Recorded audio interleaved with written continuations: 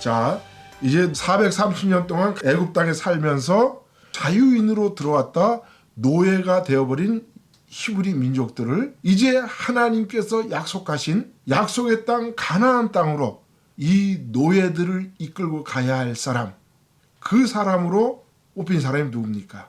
그런 소명을 가지고 하나님의 부르심에 응답한 사람이 바로 모세라는 사람입니다. 그래서 하나님은 아브라함, 이삭, 야곱에게 약속하신 가나안 땅을 처음으로 모세에게 젖과 꿀이 흐르는 땅이라고 알려주십니다. 430년 동안 애굽에 살면서 노예가 되어버린 히브리 민족들, 이 사람들에게 어떻게 이 약속의 땅을 설명할 것인가, 이것이 하나님의 숙제인 것입니다. 그럼 한번 그 상황을 한번 살펴보도록 하겠습니다. 자, 우리가 출애굽기 3장 7절로 8절까지 처음 하나님께서 모세에게 가나안 땅을 약속의 땅, 젖과 꿀이 흐르는 땅으로 이렇게 말씀합니다. 성경에 여호와께서 가라사대 내가 애굽에 있는 내 백성의 고통을 정령히 보고 그들이 그 간역자로 인하여 부르짖음을 듣고 그 우고를 알고 내가 내려와서 그들을 애굽인의 손에서 건져내고 그들을 그 땅에서 인도하여 아름답고 광대한 땅, 젖과 꿀이 흐르는 땅, 곧 가나안 족속, 헷 족속, 아모리 족속, 브리스 족속, 히위 족속, 여부스 족속의 지방에 이르려 하노라 라고 오늘 하나님이 모세에게 당신의 뜻을 전하십니다. 그런데 오늘 모세에게 하나님께서 말씀해 주신데 8절을 보면 하나님께서 이렇게 말씀하세요. 내가 내려와서 그들을 애굽의 손에서 건져내고, 오늘 모세는 하나님의 팔로 사용하고 있다. 하나님의 팔이요, 하나님의 입이요, 하나님의 발로 사용되고 있다는 것을 우리가 여기 알 수 있습니다. 내가 내려와서 그들을 애굽의 손에서 건져내고, 오늘 하나님이 모세에게 당신의 모든 뜻과 모든 사명을 다 전해주시고 계시죠. 그들을 그 땅에서 인도하여 아름답고 광대한 땅, 젖과 꿀이 흐르는 땅, 곧 가나안 족속, 헷 족속, 아모르 족속, 브리스 족속, 휘 족속, 여부스 족속의 지방에 이르려 하노라. 내가 이렇게 하려고 하는데 내 대신 모세, 네가 이 일을 감당해 주어야 하겠다라는 하나님의 부탁의 말씀인 것이죠. 부탁의 말씀이죠. 사실은 명령입니다. 이런 모세는 어떠한 사람인가? 우리가 여러분 너무나 잘 알죠. 모세는 태어나자마자 강에 버려진 유대인 아기였습니다. 왜 그러냐면 요셉을 알지 못하는 애굽의 왕들이 나와서 히브리 민족 사람들이 너무 인구가 번창하니까 어린아이들을 전부 다 죽게 만들죠. 다 어린아이들 죽게 합니다. 그러자 그 모세의 어머니 요게벳이 그 모세를 죽이지 않고 그를 역청을 바른 바구니에 그를 숨겨서 나일강에 띄우게 되죠. 그리고 그 나일강에 버려진 어린아이 모세를 죽음에서 구한 사람이 바로 바로의 딸, 공주인 딸이었죠. 그래서 그 바로의 딸이 그 아이의 이름을 모세라 짓고 그가 그를 물에서 건져냈음이라 라고 그렇게 성경 출애굽기 2장 10절에는 말씀하고 있습니다. 이 어린아이, 이 강에서 건져냄을 받은 이 어린아이 이름을 모셰라고 지었습니다. 그 의미는 물에서 건져냈습니다. 모시테후 이런 히브리어로 쓰는데요. 히브리어로 이 모세의 이름이 메쉬, 끌어올리다라는 발음과 비슷합니다. 그렇기 때문에 그의 이름은 진정 물에서 건짐을 받은 사람이다 라는 뜻입니다.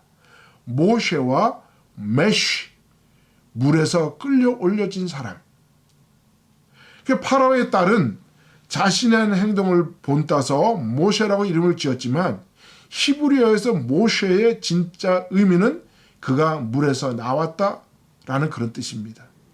이 이름은 하나님께서 선택하신 애굽과 홍해에서 이스라엘 백성을 구해낸 리더에게 완벽하게 어울리는 그러한 이름이 되었죠.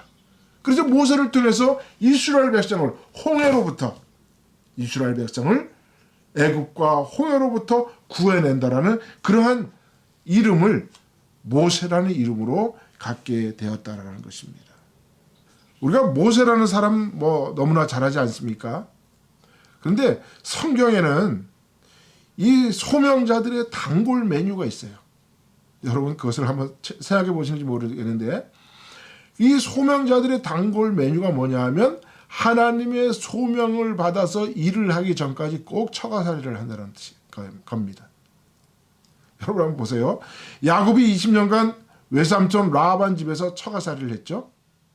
모세가 40년간 미디안 족장 이드로의 집에서 처가살이를 했죠. 다윗이 이스라엘의 2대 왕이 되기 위해서 사울 왕의 사위로 또한 처가살이를 했습니다. 우리가 한국말에서는 겉벌이가 서말이라도 처가살이는 안 한다라는 이런 말이 있는데요. 그런데 성경에서 이 처가살이라는 말은 굉장히 뭡니까? 인생에서 처참한 삶에 빠져 있다. 인생의 가장 밑바탕에 내려와 있다. 그런 의미를 갖고 있습니다. 그래서 이 기간을 반드시 하나님의 소명자들이 이 기간을 이겨냈을 때 하나님의 사명을 감당할 수 있었다는 것이죠. 그래서 저는 이 소명자들의 단골 메뉴인 이 처가살이를 인내와 훈련의 기간으로 와신 상담의 기회다. 이 시간을, 이 기회를 잘 견뎌낸 사람은 하나님 앞에 크게 쓰임을 받는다. 그래서 여러분 지금 당장 여러분들이 좀 힘들고 어려운 그런 상황에 놓였다 할지라도 이것이 인내와 훈련의 기간으로 알고 여러분들이 다시 한번 큰 하나님의 뜻을 이뤄내는데 소명자로 불림을 받아서 사는 여러분 되시기를 바랍니다. 자, 이 이스라엘 백성들이 처음에는 야곱의 식구들이 70인, 곧 요셉의 가족을 포함한 70인의 인들이 애굽 땅에 들어갔습니다. 그리고 그들이 그곳에서 430년을 살았습니다.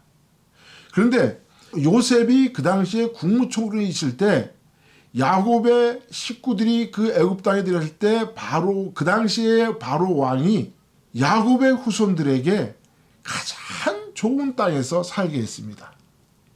그들이 살던 땅이 바로 어디냐 하면 나일강 하구에 있는 고센 땅이라는 곳입니다. 고센 땅은 어떤 곳이냐 하면 그 가나안 땅의 가장 남쪽인 헤브론으로부터 약 19.5km가 떨어져 있는 그러한 곳입니다. 그래서 그러한 곳이기 때문에 사실은 가나안 땅하고 그렇게 먼 곳이 아닙니다. 그럼에도 불구하고 그들이 그곳의 땅을 하사받아서 원래 그들이 목축을 하는 사람이라는 것을 알고 그 당시에 바로 왕이 그 국무총리였던 요셉을 대우해주는 차원에서 그들의 모든 식솔들에게 고센 땅을 하사해 주신 겁니다. 그 고센 땅이 그만큼 옥토였고 목축지로서는 최고의 땅이었습니다. 근데 그들이 그것을 사실 이렇게 풍족하게 살았다는 거죠. 그들이 그것을 풍족하게 삶으로 인해서 그들은 더 이상 그들의 조상의 아브라함과 이삭과 야곱에게 약속해 주신 하나님의 약속의 땅을 서서히 잊어버리게 되었다는 것입니다. 현실의 삶에 안주해버리고만 이스라엘 백성들, 이들을 어떻게 깨어낼 것이냐, 영적으로 잠들어버린 히브리 민족을 어떻게 깨어낼 것이냐, 이것이 하나님의 숙제고 그 숙제로 모세가 불림을 받았다는 것입니다. 모세가 그 소명을 받기 전에 애굽의 궁중에서 왕자로 살아갈 때에 40세가 다 되었을 때 두 가지 큰 사건이 일어나죠.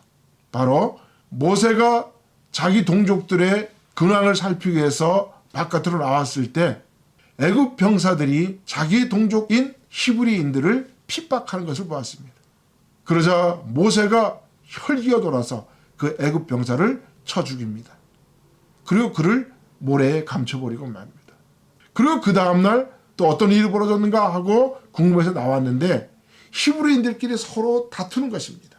그러자 모세가 그들을 중재하려고 하자 그 중에 한 명이 우리가 언제 너를 우리의 중재자로 세우느냐, 네가 어저께는 애굽 병사를 죽이더니 이제 우리도 그렇게 할 것이냐 하는 그러한 말을 듣고 겁이 난 모세가 이제 궁중을 떠나서 미디안 광야로 도망치게 되죠.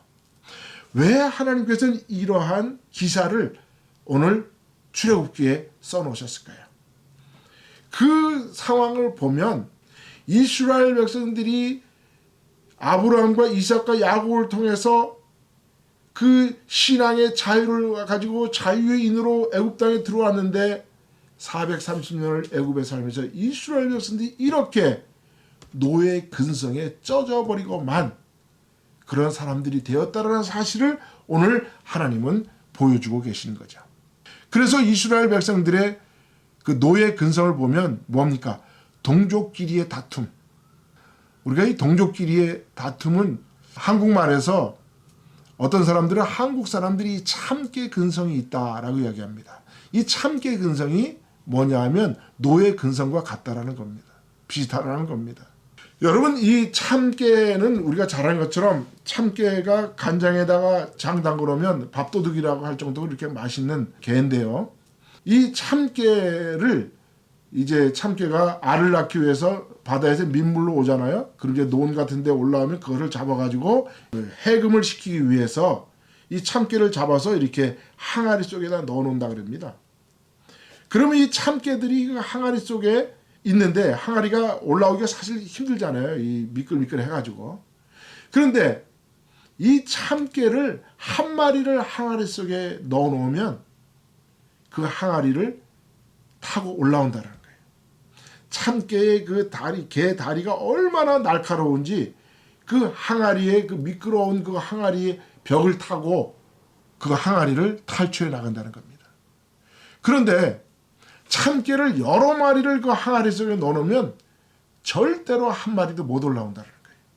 그게 뭐냐면 참깨가 날카로운 집게발을 가지고 항아리 벽을 타고 올라오면 어느 정도 올라가면 밑에 있는 놈이 밑에서 잡아 끈다는 거예요. 자기도 올라가려고. 그리고 밑에 있는 놈은 또 그놈을 잡아 끌고 올라가기만 하면 밑에서 잡아 끌고 올라가기만 하면 밑에서 잡아 끌고. 그래서 참깨를 여러 마리를 항아리 쪽에 집어넣으면 한 마리도 살아나고 올라오지 못한다는 겁니다. 이러한 근성이 히브리 민족에 있고 오래전에 우리 민족도 이런 참깨 근성이 있었다라는 것입니다. 남이 잘 되는 거 못 보는 거예요. 사촌이 땅을 사면 배가 아픈 그런 근성, 이것이 바로 노예의 근성이라는 거예요. 그래서 대한민국에는 영이 만들어지지 않는다. 누군가 영을 만들려고 하면 누군가 언젠가는 그 사람을 떨어뜨리고 누가 나면 높은 자리에 올라가려고 그러면 천에서 나무를 잘라서라도 그 사람을 떨어뜨리려고 하는 이 참깨 근성이 있다. 그런데 오늘 이스라엘 백성들을 하나님이 고발하면서 그들에게 430년 동안 애굽의 노예 생활하면서 가졌던 그 노예 근성, 그것이 바로 동족끼리의 다툼이에요. 그리고 서로 고자질하는 거죠. 고자질이 뭡니까? 여러분이 고자질이라는 뜻을 알아요? 여러분, 조선시대에 연산군 폭군인 연산군이 있었죠. 그 아버지가 성종이었죠. 그런데 연산군이 폭정을 하니까 충신들이 그에게 충언을 합니다. 그러자 이 연산군이 화가 나서 그 자기에게 충언을 해주는 충신에게 목에 신원패라는 패를 달아줬어요. 그래서 자기에게 충언을 못하게 하는 거예요. 충언을 할 때마다 신원패를 달아줬다는 겁니다. 그리고 그 연산군 주변에 있는 내시들이, 환관이죠. 이 내시들이 수근수근 거리는 이 말을 듣고 이 연산군이 고자놈들이 하는 저 수근거림이 바로 누구를 욕하는 거야 하면서 저 고자들이 하는 질, 그래서 고자질이라는 그런 말이 나왔다는 겁니다. 여러분, 남의 이야기를 들으려고 하지 않는 것, 남의 충언을, 좋은 말을, 선한 말을 들으려고 하지 않는 사람들이 이 노예 근성이라는 거예요. 오늘 히브리인들이 지네끼리 서로 다툼이 있을 때 누가 중재자가 나와서 서로 싸우지 말라라고 이야기하면 서로 화를 풀고 그 중재자 말처럼 그렇게 화해를 하면 되는데 오히려 중재하는 사람을 고자질해버리고 이러한 노예 근성이 히브리인들에게 꽉 차 있었다는 거예요. 그래서 이들을 구해내야 할 사명이 바로 모세에게 있고 이들을 구해내서 약속의 땅 가나안 땅으로 이끌어가야 할 숙제가 바로 하나님에게 있다는 겁니다.